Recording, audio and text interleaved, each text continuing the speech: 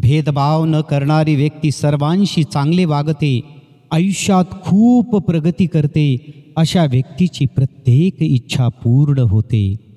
आपल्यातील दोष दाखवून देणारी माणसं कमवावीत, कारण कौतुक तर लोक आपल्या फायद्यासाठी सुद्धा करतात. जीवनात कितीही वाईट प्रसंग येऊ द्या, चांगलं वागणं कधीच सोडू नका. विजय हा नेहमीच सत्याचाच होतो.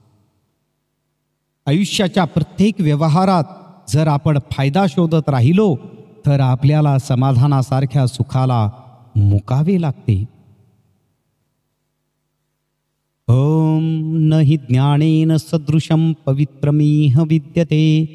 या संपूर्ण जगात ज्ञानाइतकं पवित्र असं काही सुद्धा नाही. जे काम आज केले पाहिजे ते आजच करा. उद्या कदाचित वेळ निघून गेलेली असेल.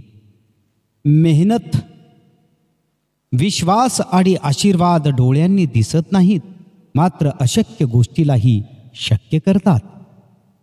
जीवनात वेळ आणि निसर्ग सर्वात कडक शिक्षक आहेत. ते आधी परीक्षा घेतात व नंतर धडा शिकवतात.